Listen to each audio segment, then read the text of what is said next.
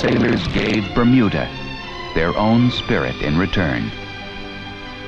This quiet green world was always here. It greeted the first wanderers with its thin green fingers. The island was uninhabited, untouched, when the first weary sailors landed here more than 450 years ago.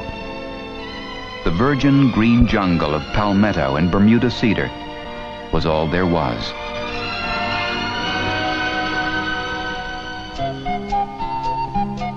But today, as you travel the roads of Bermuda at the national 20-mile-an-hour speed limit, you find the island in an endless profusion of rich blooms: oleander, hibiscus. A vast sea of Easter lilies here, and a wall of poinciana there, brought from distant shores, almost as if each of the tall ships of some bygone time left a treasure, a smile in gratitude.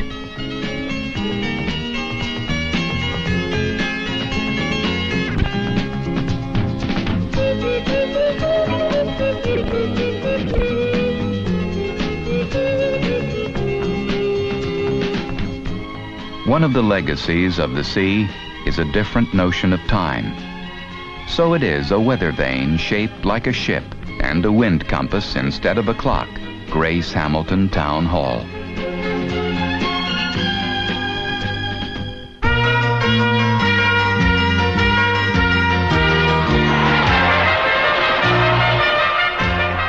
On this day, Bermuda welcomes Her Majesty the Queen and the Duke of Edinburgh. The 56,000 people of Bermuda are self-governing, but they pay allegiance to the British throne. Yet this island is its own excuse for being. These varied people have emerged from a history of privateering, shipbuilding, and farming to become a name for hospitality. Today, on this peaceful island, there are more jobs than people. Of course, some of the people are a little too little to be noticed at first. But the smallest of welcomes is precious. And even queens mustn't worry. On this island, everything is clean.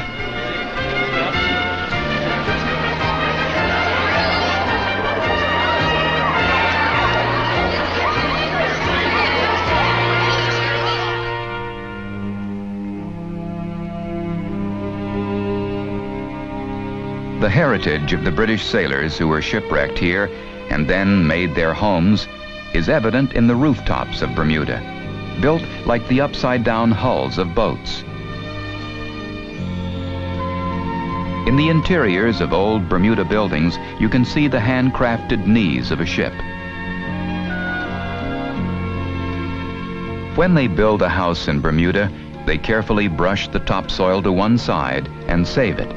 Only an average of 6 inches deep, it is precious. Many homes are literally built of coral blocks cut from the very site of the new house.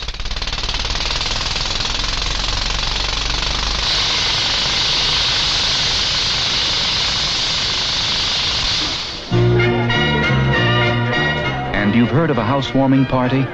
Well, this is a roof wetting party. Everyone climb aboard. They christen a house as they would a ship, but in the sailor's practical manner, there is more rum for the glass than for the roof.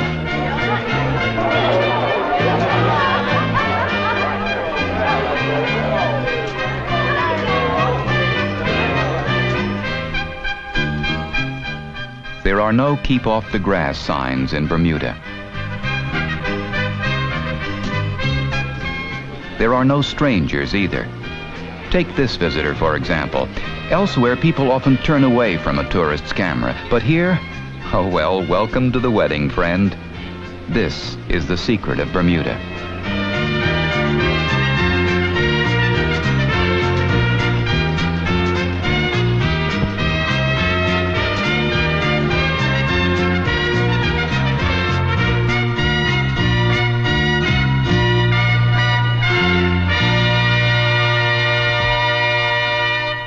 This is a place where no one is a bystander.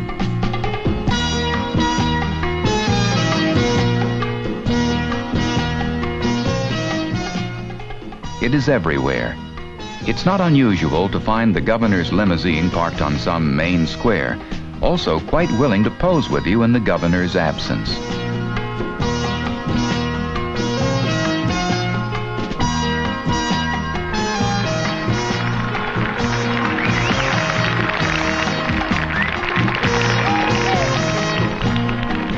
There is almost too much to see, even for the Queen.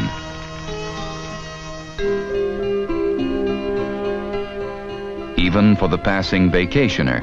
From the cliffs, look down on the long and lovely beaches, mile after mile.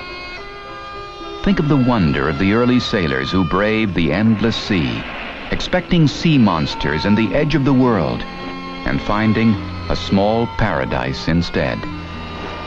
This is the way Bermuda looked 400 years ago, and the way it will look 400 years hence. This is what first greeted the eyes of Juan de Bermudez, the Spanish explorer, in 1503. He left the island his name. But can you imagine? He never claimed it for his country.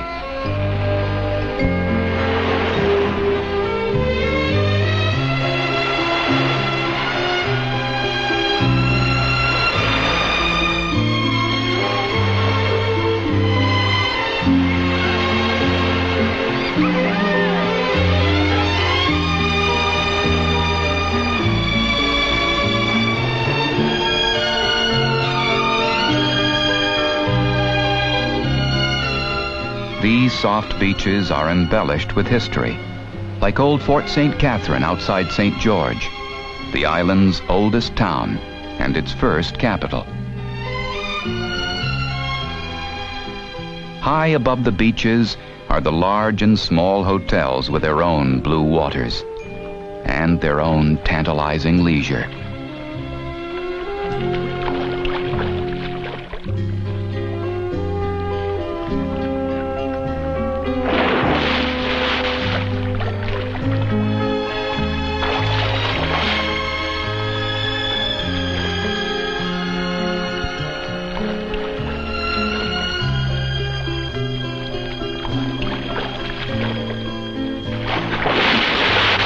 And this will be your toughest choice. Blue water here or blue water there.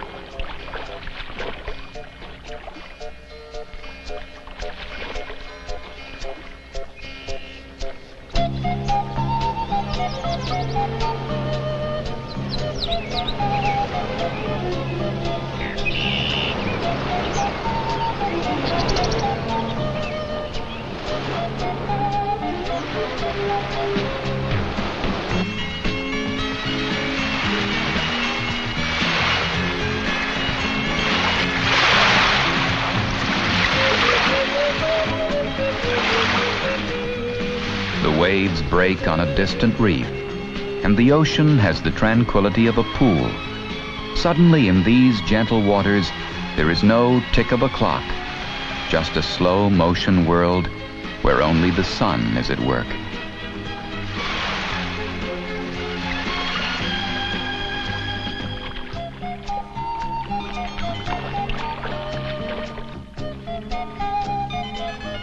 And yet the life of Bermuda goes on around you. You may see a fisherman pulling in his net, and, the net full, he finds helping hands among the visitors. Because in Bermuda, everyone signs on, participates. Everyone is a member of the crew. Everyone. America's Eugene Fodor, Tchaikovsky Award winner, practices and shares his violin from a hotel terrace.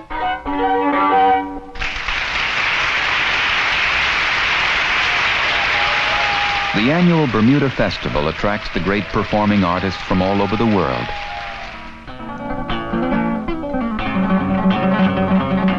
The island is alive with music, as Carlos Montoya, like many great artists, borrows a hotel dining room to practice because it is more like a concert hall.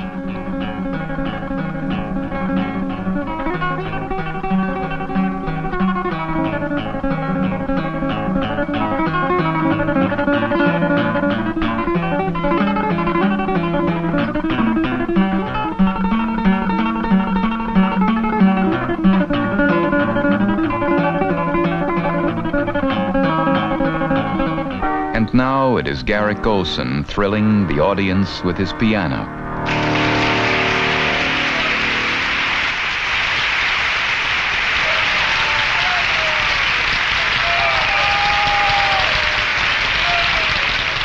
When the music dies, the artists and the audience become one.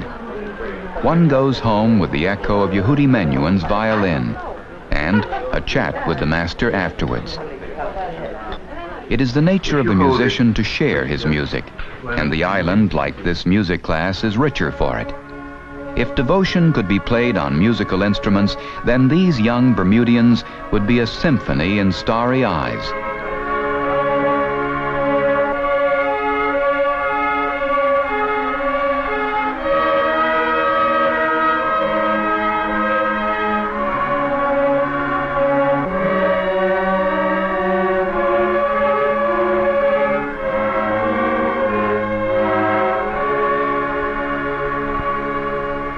Bermuda's Festival of the Performing Arts enhances the winter seasons.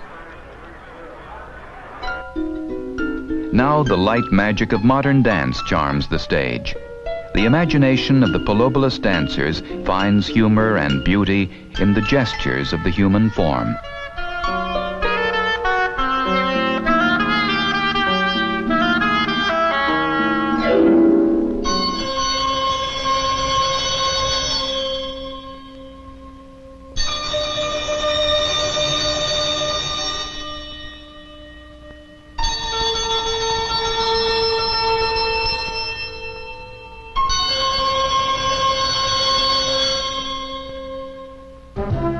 Oh, beau geste, even the morning has its own dance, filled with promise.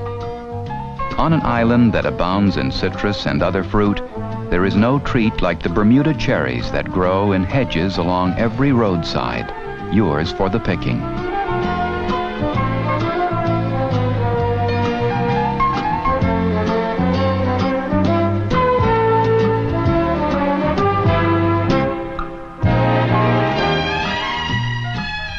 So much for the quiet of a Bermuda morning. There is an active, busy Bermuda, too. Bermuda may be only 21 square miles, but it sports over 9 golf courses, more per square mile than any other country in the world. Each course has a character of its own.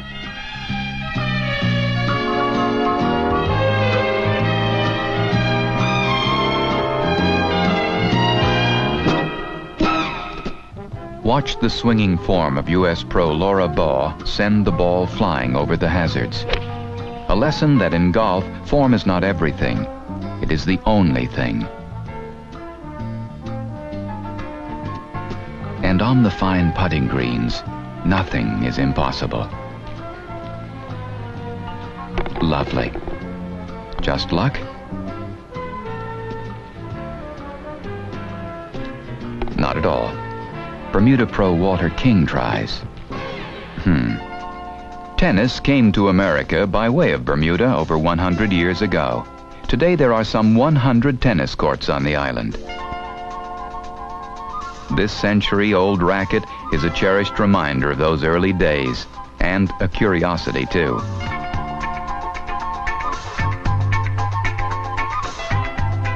It draws the bemused whimsy of Ilya Nastasi and Jimmy Connors who have come here to play. It may not help their game, but it helps their disposition.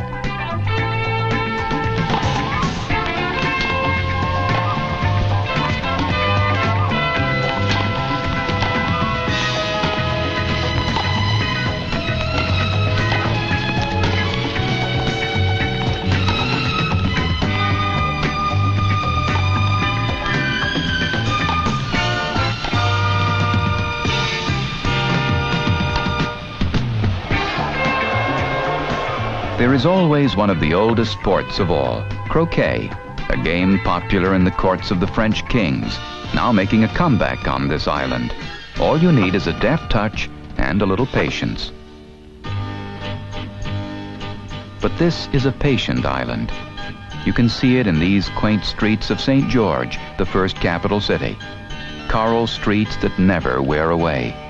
The byways for the island's small cars, just one per family, and the motorbikes, yours to rent. Wherever you are, there's a majesty about this island where no one is more than half a mile from the sea.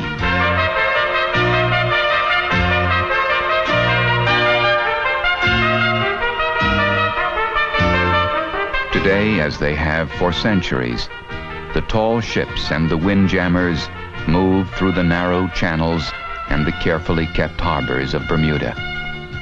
They bring with them a kind of nostalgia for days past, a reminder that life was not always easy, but it was always rewarding when these shores were reached. A reminder that time was once measured in weeks and months, not hours and minutes.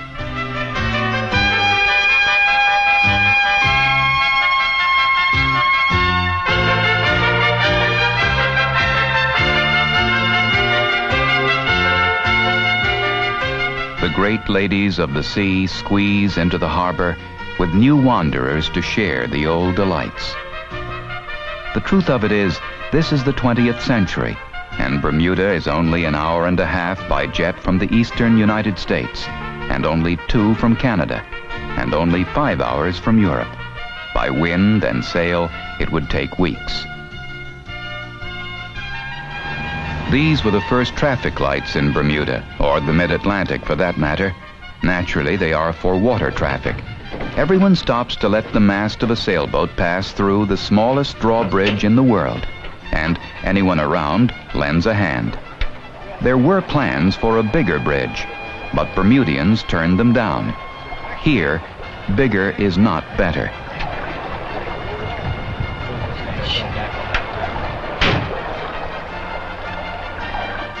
From a high place, you can see across this island, only 20 miles long and barely 2 miles at its widest.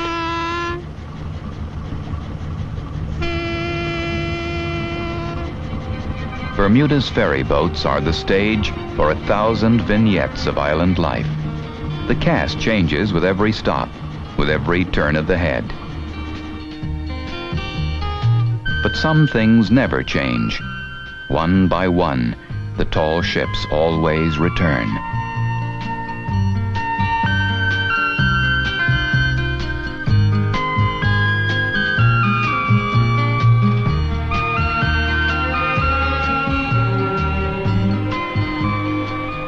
This is one of the smallest front seats in the harbor, to watch sailors jump ship.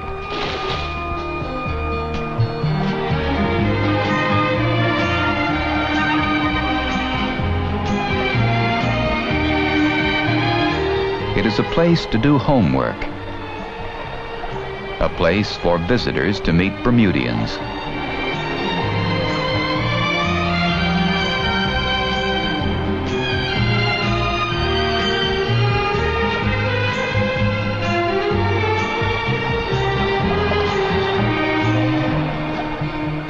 Just wave a red flag at an optional stop, and the ferry will come to you. The little docks along the way are places for hellos and goodbyes, all of them temporary.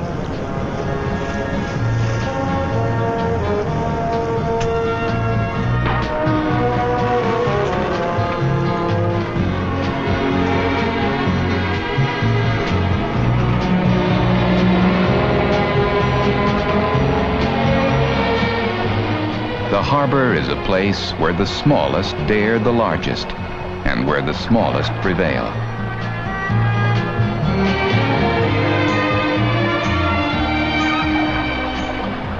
This is the secret of the island, reflected in the pace of the people, the visitors, the ordinary Bermudians. The mood is buoyant, a lift to the spirit. This is the center of Hamilton, Bermuda's capital.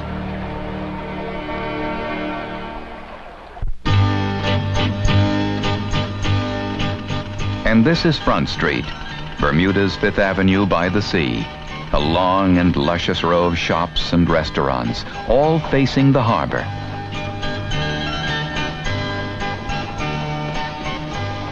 Here on Front Street, the cruise ships dock. The streets fill with people, and the shops beckon with goods from around the world and the fine handicraft of Bermuda's artisans. The pace is gentle. A policeman directing traffic can take time to show two little girls how. Need help? Talk to anybody like this taxi driver. Many Bermudians carry extra maps to show you your way. In fact, any Bermudian will help, providing you don't interrupt the practice of the island's major pastime.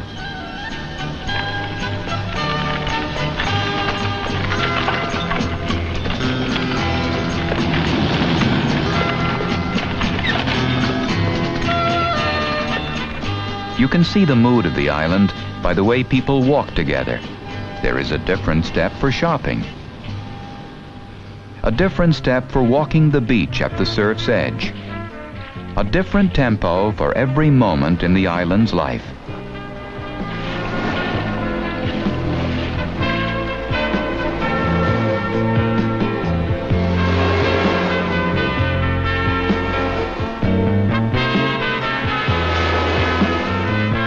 It was Robert Louis Stevenson who wrote, "I will make you brooches and toys for your delight, of bird song at morning and starshine at night. I will make a palace fit for you and me, of green days in forests and blue days at sea." Such is the poetry of the island.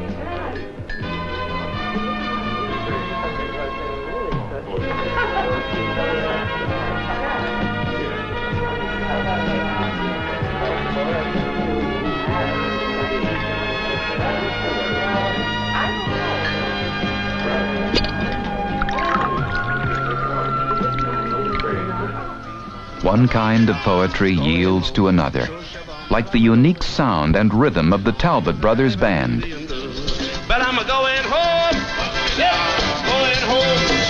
I'm going home, yeah. But I'm going on home, I'm going on home, going on home, oh yeah. But I'm going home, but I'm going home, going home.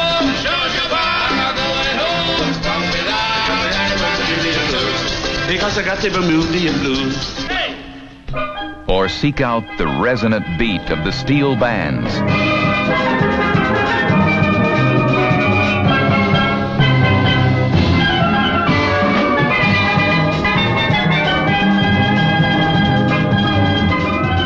Or challenge the impossible contortions and primal pulse of the limbo.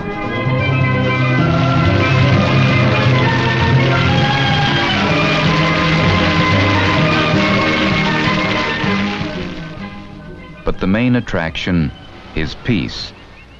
Perhaps listen to the tree frogs and the soft sway of the lighted masts in the harbor. More vivid on an island that forbids neon lights and outdoor advertising.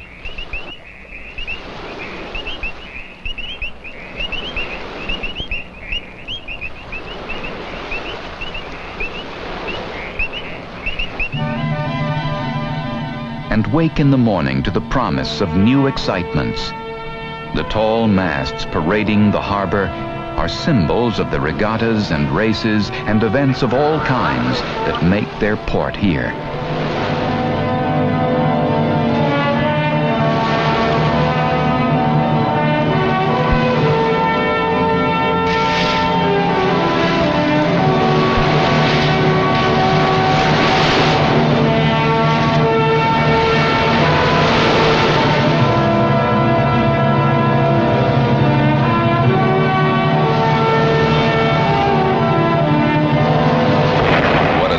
They are.